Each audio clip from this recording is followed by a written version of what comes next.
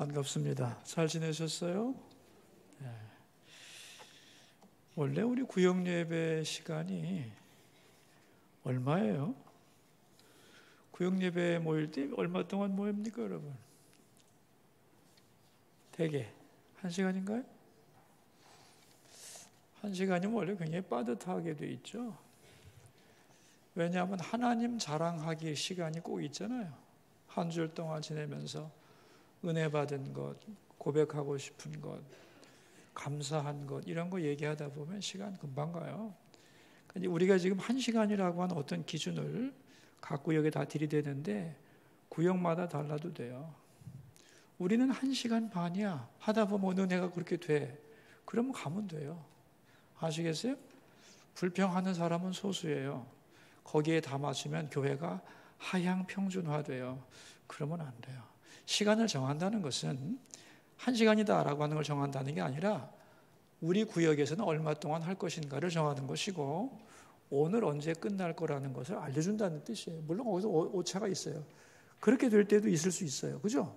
예상대로 안 될 수 있잖아요. 그럼 중간에 다 끊을 거예요? 끊을 수 없어요. 그럴 때는 조금 늦어지는 것 같은데 코멘트가 중요해요. 조금 늦어지는데 혹시 바쁘신 분이 있으면 편하게 일어나셔도 된다고 한마디만 해주면 돼요.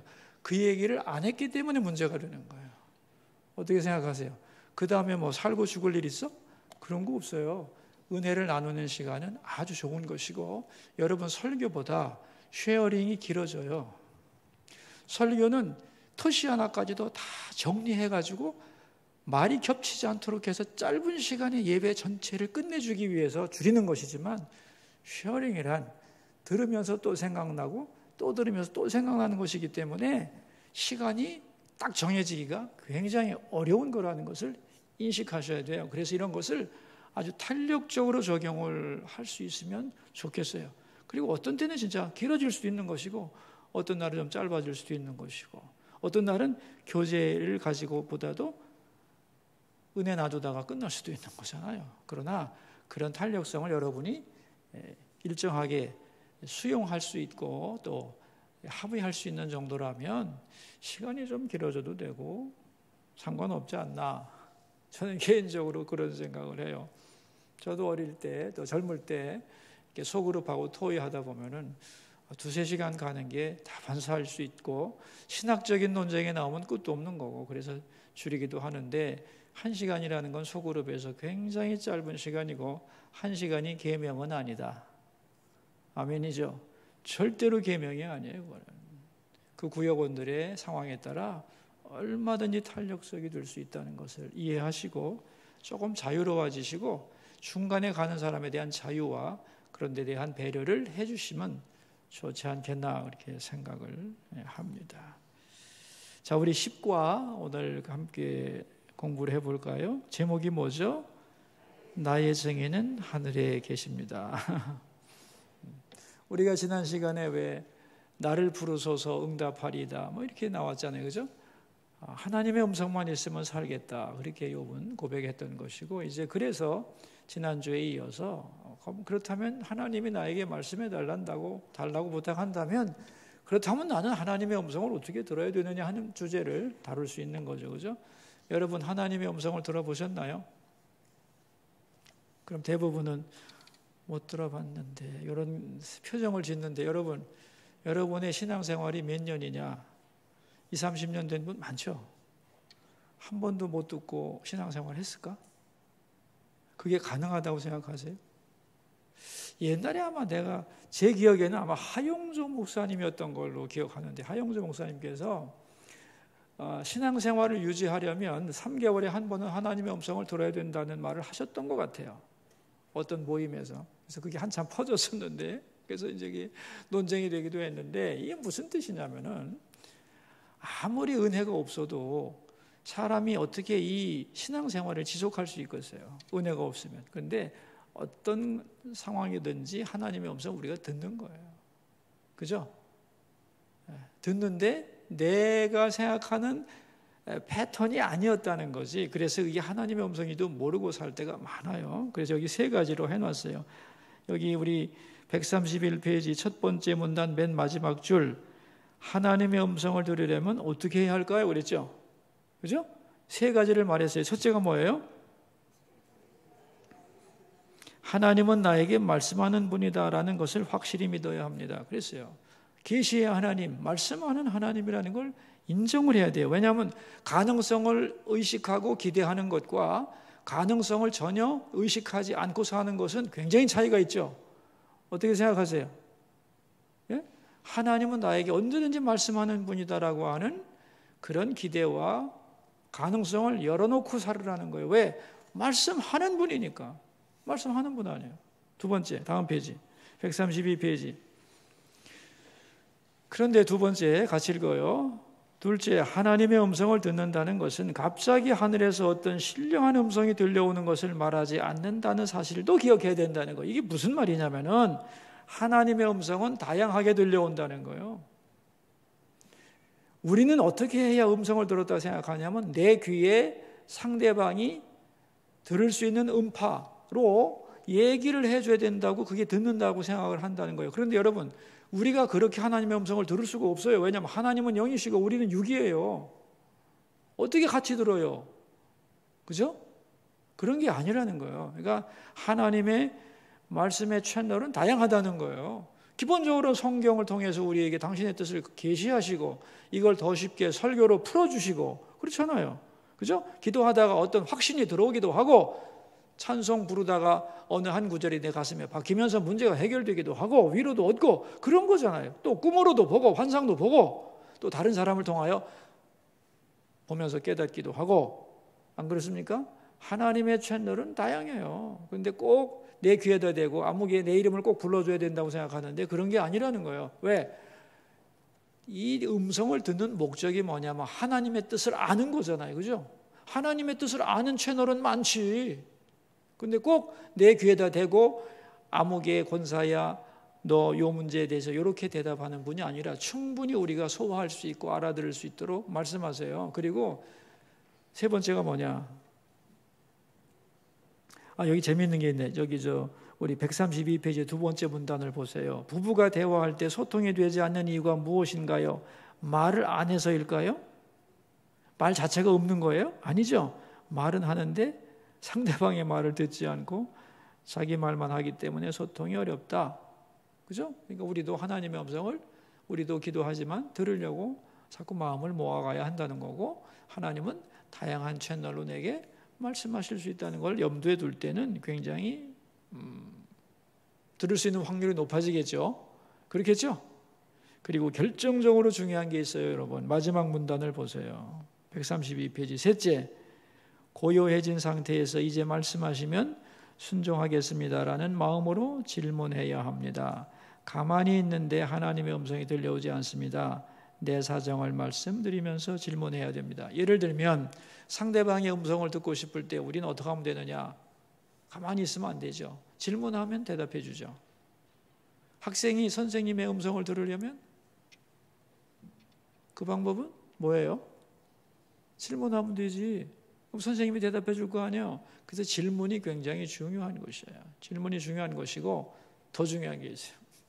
여러분, 하나님이 말씀을 해주셨다. 이제 당신의 뜻을 계시하셨는데 내가 그것을 순종하기를 노력해야 돼요. 그런데 알려줘도 순종 안 하거든. 100번 알려줬는데 한 번도 안 해. 그러면 알려주지도 않아요. 왜? 뭐하러 알려주니? 어차피 안 들을 건데. 네 마음에 안 들면 안 듣잖아. 그렇다면 내비두지. 그래서 음성을 못 듣는 경우가 더 많아요. 무슨 말이냐면은 이미 알려주신 하나님의 뜻을 순종하려고 애쓰는 자에게 하나님은 더 디테일하게 가르쳐 주셔요. 이해되세요? 그리고 더 정확하게 이해할 수 있고 더 확실하게 깨닫는 채널, 능력을 확장시켜 주시는 거예요. 그러니까 요즘 사람들이 하나님의 음성을 왜 못 듣느냐 하면, 첫째는 내 식으로 들으려고 하니까 안 되는 거고, 두 번째는 순종을 안 해. 지 뜻에 안 맞으면 도대체 하나님의 뜻이고 뭐고 없어. 그건 옛날 얘기고 이따위로 나갑니다. 그러면은 하나님 뭐하러 가르쳐 주겠어요? 그래서 여러분, 못 듣는 것도 하나님의 문제가 아니에요. 못 듣는 게 내 문제라고. 여러분, 히브리서 1장 1절을 보시면 나와요. 한번 찾아보세요, 여러분. 성경 가졌으면 히브리서 1장 1절이 뭐냐면은 하나님은 다양한 채널로 우리에게 말씀하는 분이다 그랬어요. 그리고 그 다양한 채널의 완성이 예수 그리스도를 통한 말씀이다 그랬어요. 찾아보세요. 1장 1절이 하나님은 과거로부터 여러 방법으로 하나님은 우리에게 말씀하는 분이다. 선포하면서 나옵니다. 흥분하면 안 되는데.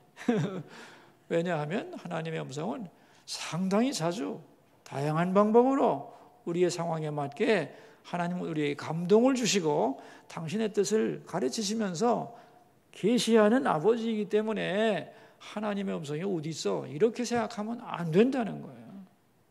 혹시 찾으신 분 있어요? 히브리서 1장 1절 한번 크게 읽어보세요.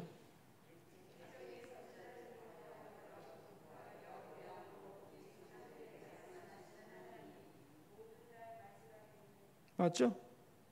옛날부터 하나님은 다양한 방법으로 우리에게 말씀하는 분이다. 다양하다는 말이 나와요, 거기에. 그러니까 우리 여러분, 하나님의 음성은 없는 게 아니다. 아멘이죠? 그리고 여러분, 아주 쉽게 준비기도 하고 일찍 나와서 딴 생각하지 말고 예배만 잘 드려보세요. 하나님이 설교 중에 말씀 안 하시나? 솔직하게. 안 들어서 그렇지. 순종 안 해서 그렇지. 찬송만 간절하게 불러보세요. 거기서도 아마 뭔가 내 마음을 놓고 하실 텐데. 그런 겁니다, 여러분. 그런 거예요. 자, 그래서 우리 133페이지 둘째 줄, 가장 좋은 방법은 성경을 통해서 듣는 것입니다. 그래서 왜? 성경은 하나님의 뜻을 압축해 놓은 거니까. 그래서 하나님은 우리가 성경에 있는 것을 기뻐하십니다. 하나님의 뜻을 알려는 마음을 가지고 말씀을 대할 때 하나님이 그 말씀을 통해 우리에게 들려주십니다. 이렇게 질문하고 또 들으려고 하면 어떤 방법으로든지 하나님이 깨닫게 해주십니다. 그랬어요. 여러분 가능성을 여세요. 그리고 다양한 채널이 있다는 걸 인정하시고 가만 있어봐. 오늘 안 들렸지만 음성이 없는 건 아니지. 이미 나에게 가르쳐 주신 주의 뜻이 있지. 그것을 순종하면서 나가다 보면 하나님이 다 섬세하게 더 구체적으로 말씀을 해 주신다는 거예요. 자, 이제 본문으로 들어가서 엘리바스가 욥을 공격하는 두 번째 말인데 세 가지로 요약을 해놨어요. 그게 뭐냐 하면은 두 번째 문단 셋째 줄 같이 한번 읽어볼까요? 욥에게 너는 지혜로운 자인 줄 알았는데 알고 보니 헛된 지식이구나 라고 엘리바스가 욥을 비난하는 거예요. 다시 말하면 동풍과 같다는 거예요. 너의 지식이. 이 동풍이라는 말은 도움이 전혀 안 되는 바람이란 뜻이고 너의 지식은 동풍과 같다. 욥이 꽤 지혜로운 자인 줄 알았는데 하는 말 들어보니 참 헛된 지식이었구만 라고 비난을 했다는 거예요. 잘 읽어보면 이해하실 수 있어요. 두 번째는 뭐냐면 두 번째 문단의 셋째 줄이에요. 네 말을 들어보니 너는 하나님을 경외하지 않는구나. 하나님께 기도도 하지 않는다 라고 비난하고 있는 거예요. 왜냐하면 빨리 용서해달라고 해야 되는데 회개 안 하고 이거는 내 죄 때문이 아닙니다. 뭐 이렇게 나오니까 이건 뭐 하나님을 경외하는 것도 아니고 그리고 너 고난 중에 기도해야지 왜 기도도 안 하고 탄식만 하고 그러냐. 너 기도도 안 하네. 응? 그런 말 아니겠어요? 다음 페이지로 가서 보시면 더 정확하게 나와요. 첫째 줄. 네가 하는 말을 들어보니 네가 죄인이라는 것이 분명하다. 고난을 받는 것을 보니 죄인이고 더 나아가서 내 죄 때문이 아니라는 말을 들어보니 죄인임이 더욱 확실하다. 그렇게 비난을 하는 거예요. 자, 세 번째가 이제 134페이지 두 번째 문단이죠. 여섯째 줄에 나와요. 두 번째 문단 여섯째 줄 하나 둘 셋 넷. 하나님의 말씀으로 위로하기 위해서 우리가 너한테 찾아왔는데 너의 반응은 두 줄 밑에 어찌하여 눈을 똑바로 뜨고 대드냐? 넌 애비도 없냐? 그런 얘기. 참 자, 이런 얘기를 들을 때 욥의 마음이 어떻겠어요? 그죠? 그래서 욥은 어떻게 말합니까? 16장 2절에 134페이지 성경 구절 나오죠? 너희는 다 재난을 주는 위로자들이로구나. 너희 생각에는 너희가 위로자이지만 니네 만나고 나면 난 더 힘들어져. 나한테 재난을 준다는 거예요. 그러면서 이제 욥이 그 얘기를 다 듣고 나서 다음 페이지에 성경 구절 나오죠. 그러나 내 손에는 포악이 없고 나의 기도는 정결하니라. 나는 너희들이 그렇게 나를 잔인하게 대하고 공격하지만 포악이 없다. 너희들에 대해서 내가 보복하거나 원망하거나 악으로 갚지 않겠다. 그런 얘기입니다. 그러면서 나의 기도는 원망으로 가지 않고 나의 기도는 정결하다. 이 말이 무슨 소리냐면은 너희들이 아무리 그래도 나는 너희들에게 이것 때문에 너희들에게 이를 갈거나 하나님을 향하여 원망하지 않겠다는 거예요. 그러면서 그 이유를 설명합니다. 그게 뭐냐 하면은 다음 페이지 136페이지예요. 136페이지 우리 성경 구절 나오죠? 같이 읽읍시다. 지금 나의 증인이 하늘에 계시고 나의 중보자가 높은 데에 계시니라. 여러분, 친구들이 비난을 하는데 그 비난하는 친구들을 비난하거나 그들을 오히려 내가 공격하지 않겠다 하고 한 이유가 뭐예요? 예? 신앙 고백 때문이죠. 나의 증인이 하늘에 계시기 때문에, 나의 중보자가 높은 데 계시니까, 다 듣고 보고 계시니까 그런 얘기입니다. 그래서 제가 상담하다 들은 얘기를 제가 써놨죠. 그 넷째 줄 밑에 보시면 어느 분이 자기 얘기를 한 1시간 반쯤 하더니만은 조금 풀렸나 봐요. 그래도 내가 1시간 반 내내 들어줬거든. 가만히 집중해서. 그랬더니 그분이 이렇게 말하더라고요. 목사님은 오해를 받을 때 어떻게 이기세요? 저는 목사님을 만나서 얘기하면 들어주고 위로해주고 기도해 주시는데 목사님은 그럴 분이 없잖아요. 맞죠? 그래서 제가 이 구절로 대답했다는 얘기를 했습니다. 나의 증인은 하늘에 계십니다. 여러분, 우리 136페이지 두 번째 문단을 같이 한번 읽을까요? 사람들이 나를 찾으셨어요? 같이 읽어요. 사람들이 나를 몰라줘도 괜찮습니다. 억울할 것 없습니다. 하나님은 아시니까요. 손해볼 거 없습니다. 하나님이 다 갚아줄 테니까요. 그러니까 사람들을 바라보며 일희일비할 필요 없습니다. 나의 증인은 하늘에 계시니까요. 이 고백만 진실하다면 어떤 시험도 이길 수 있습니다. 이것만 확실하다면 흔들리지 않을 수 있습니다. 그런데 우리는 이 한마디를 믿지 못하고 삽니다. 나의 증인은 하늘에 계십니다. 이게 얼마나 위대한 고백인지 아시겠죠? 여러분, 이 구절 외우고 싶지 않으세요? 예? 읽고 지나가면 안 돼요, 이런 말은. 설교 제목 다 보세요. 다 외우고 싶은 말들이지. 나의 증인은 하늘에 계십니다.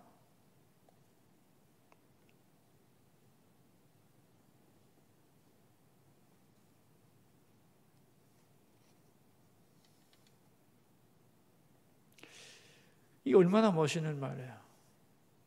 욥이 어떻게 이렇게 멋있는 말을 했을까? 거기 적어놨죠, 제가. 마지막 문단 읽어요.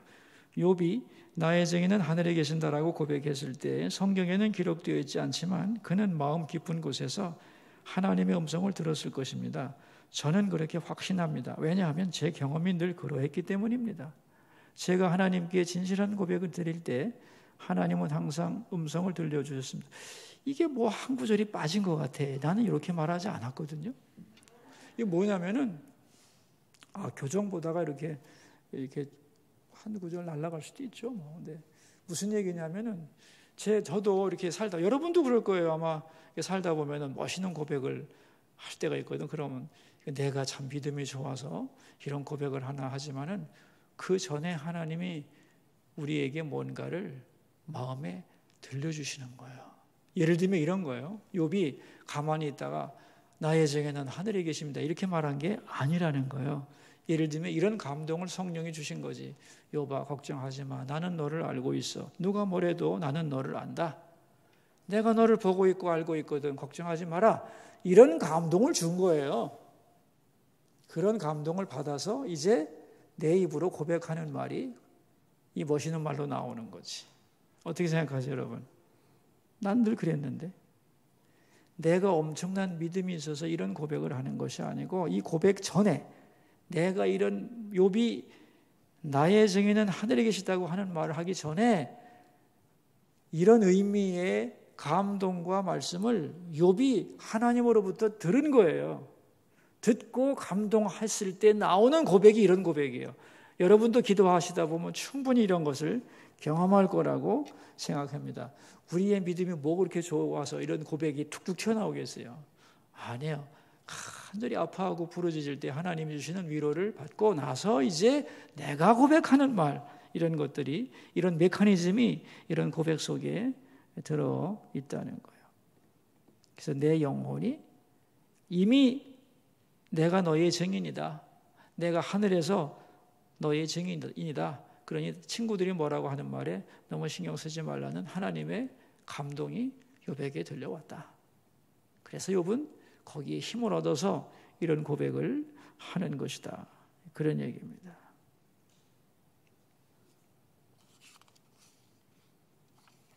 자, 우리 기도하기 한번 천천히 읽어볼까요? 진정한 평가자인 하나님, 욥은 이해할 수 없는 비난을 받으면서 상대방을 설득할 수도 없었고 세상 어디에도 그의 진실을 인정해 주는 사람이 없었습니다. 그러나 그는 쓰러지지 않았습니다. 왜냐하면 나의 증인은 하늘에 계십니다라고 고백할 수 있었기 때문입니다. 진정한 평가자는 사람이 아니라 하늘에 계신 하나님이라는 것을 알았기 때문입니다. 우리도 이런 고백을 하며 살게 하소서. 아멘이죠? 자, 우리 문제를 한번 더 풀어봅시다. 예. 하나님의 음성을 듣기 위한 세 가지 방법은 뭔가요? 첫째,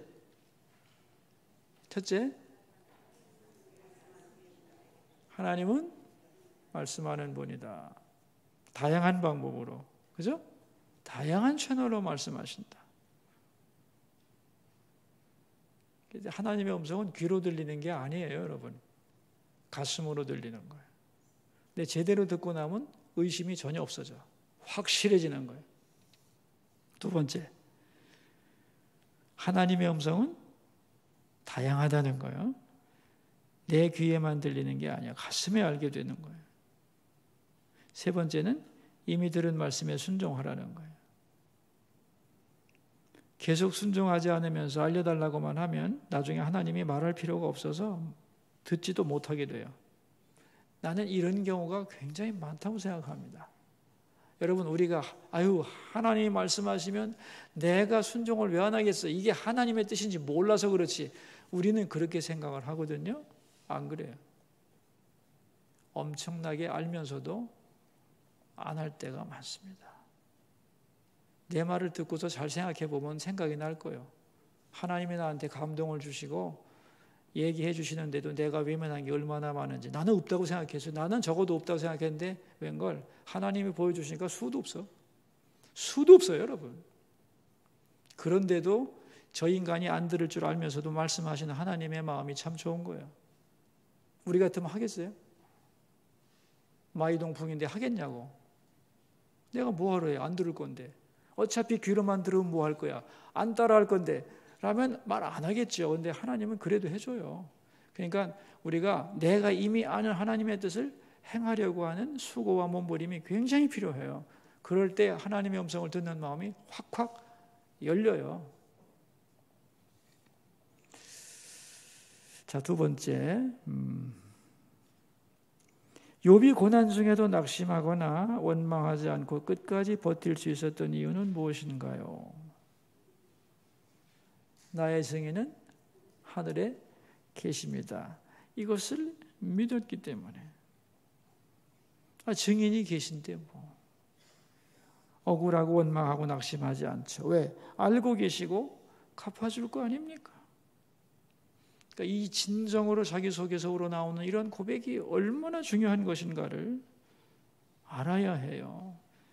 우리가 시험 중에 낙심하고 다른 사람이 뭐라고 했다고 삐지고 뭐 교회 안 나오고 뭐 잠깐 쉴 거야 뭐 이렇게 잠수 타고 뭐 이러니 이거 다 뭐냐면은 이게 진실을 하나님이 알고 계신다는 것을 믿지 못해서 그래요. 결국은 뭐냐면 믿음이 없는 거예요. 물론 상황도 복잡할 수 있고 또 뭐 성격에 따라서 조금 더 상처를 크게 받을 수도 있고 작게 받을 수도 있지만 결국은 뭐냐? 결국은 내 증인이 하늘에 계신다는 것을 확실히 안다면, 그죠? 100% 깨끗하게 정리는 안 돼도 견딜만 하겠죠? 어떠세요? 견딜만 한 거예요. 하나님이 아시면 되잖아요.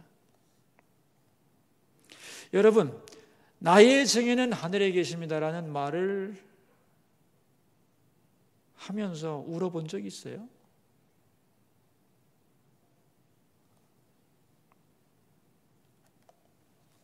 없어요? 그럼 억울해 본 적 없는 거야. 진짜요? 정말 억울해서 펄펄 뛸 때 그 펄펄 뛰는 마음을 하나님 앞에 가지고 나오면 하나님이 이 얘기를 우리에게 해주신다니까. 기도 중에 눈물 흘리고 기도해 보세요. 확실히 해주지. 이 고백이 그냥 나오는 게 아니라고 그러잖아요. 이 고백이 나오기까지 얼마나 속상한 게 많고 얼마나 갑갑하고 친구도 믿을 수 없다는 걸 깨닫고 하나님 앞에 얼마나 울었겠어요. 그죠? 그러니까 하나님이 위로해 주셨다니까. 그 마음을. 그래서 나오는 고백이라니까요.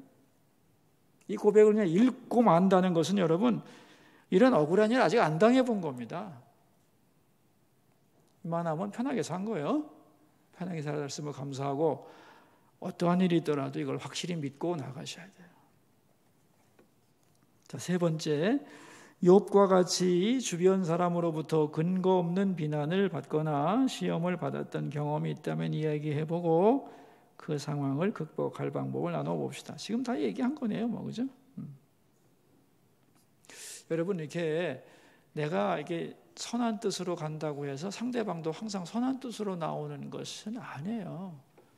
물론 이제 정상적인 상황에는 뭐 가는 대로 오는 거지만은, 그러나 인생이 항상 기브 앤 테이크로 정상적으로 거래가 이루어진다면 뭐 속상할 게 있겠어요, 그죠? 내가 때리면 저쪽도 한 대 때리고 내가 선 베풀면 저쪽도 선을 베푼다면 뭐 이렇게 복잡할 게 있겠어요. 근데 세상은 그렇지 않아요. 내가 좋은 일 해도 상대방은 이상하게 볼 수도 있어요, 그죠? 뭐 다른 교회를 도와주면 그 교회가 항상 고마울 것 같아요? 그렇지 않아요. 도움 받는 동안에 자기 마음에 들 때는 고맙다고 그러고 끊으려고 그러면 욕하고 다 그래요. 지금까지 도와줘서 고맙습니다 이런 말 하는 사람 별로 없어요. 진짜 다 각오하는 거예요. 칭찬 들을 생각을 했다면 절대로 못 도와줍니다.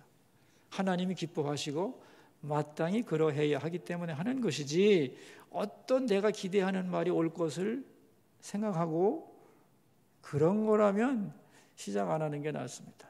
안 주고 안 먹는 게 나아.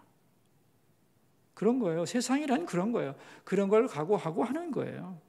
예를 들면 너무 잘 대접을 하면은 정말 있는 힘껏 없는 가운데서도 아껴서 나를 대접해 주나 이렇게 고맙게 생각하는 사람도 있지만, 돈 많은가 봐, 펑펑 쓰네, 이렇게 말하는 사람도 있는 거예요.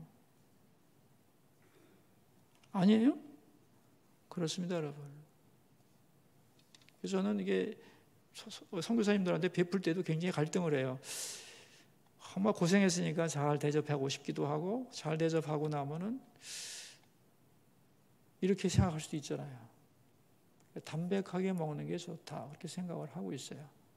세월이 가면서 느낀 거예요. 진심을 다 알기는 쉽지 않아요. 그런데 언제나 이런 경우에도 결론은 뭐냐? 하나님이 아시면 되지 뭐, 그죠? 그리고 나서도 들려오는 소리는 어떻게 해요? 하나님께 맡겨야지 뭐 어떡하겠어요? 그래야 되는 거예요.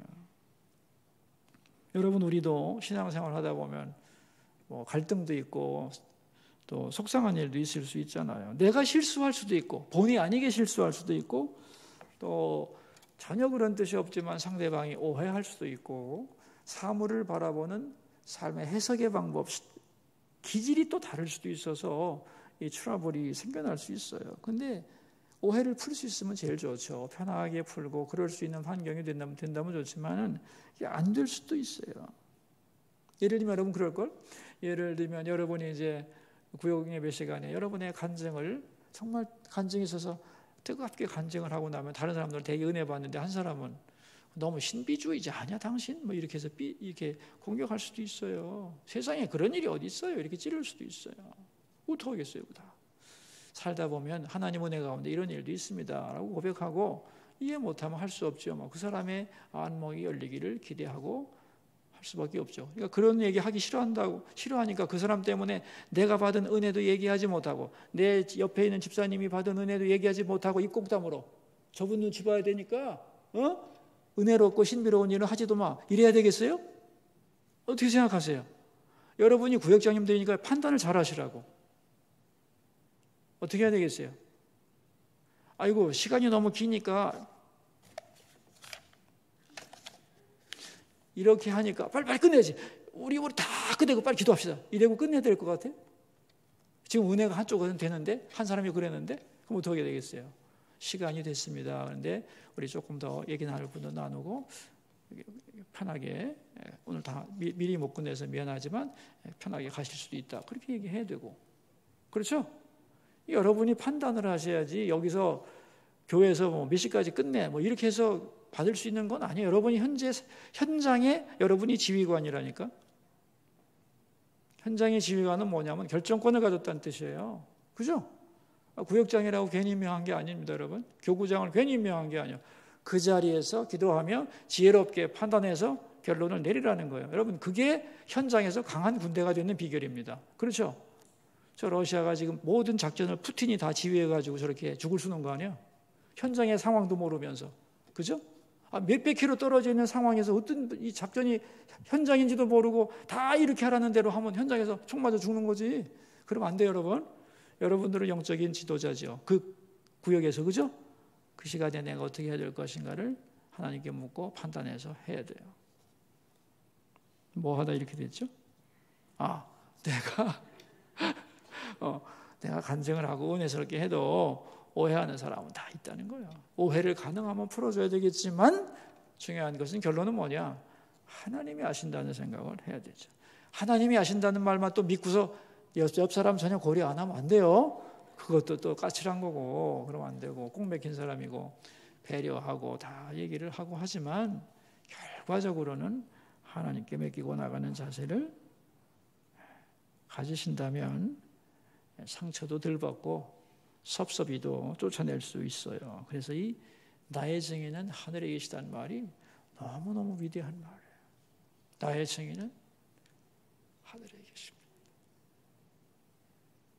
기도합시다. 하나님 감사합니다. 오늘 우리 욥의 이야기를 또 나누면서 나의 증인은 하늘에 계시다는 그의 고백을 읽었습니다. 하나님이 그에게 내가 너의 증인이라고 여러 가지 방법으로 위로해 주시고 말씀해 주셔서 욥은 그것을 이렇게 멋진 신앙으로 고백했습니다. 하나님, 우리도 이해받지 못하고 또 억울하고 속상한 일 많을 때가 있겠지만 하나님 앞에 내려놓고 다 털어놓게 하시고 그때의 하나님의 위로로 이제 우리도 고백하게 하옵소서. 나의 증인은 하늘에 계십니다. 사람이 몰라줘도 괜찮습니다. 억울하지 않습니다.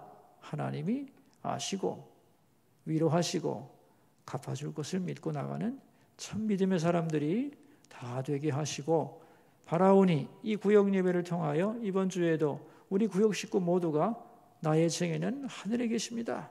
이 말씀이 그들의 영혼에 새겨지고 이 말씀 붙들고 살아가는 믿음의 사람들이 다 되게 하옵소서. 구역의 현장에서 지혜롭게 판단하고 바르게 결단하며 하나님의 성령의 인도하심을 구하는 모든 우리 교구장님과 구역장님들 될 수 있게 하여 주옵소서. 존귀하신 예수님의 이름으로 기도드립니다. 아멘. 여러분 수고하세요. 감사합니다. 네.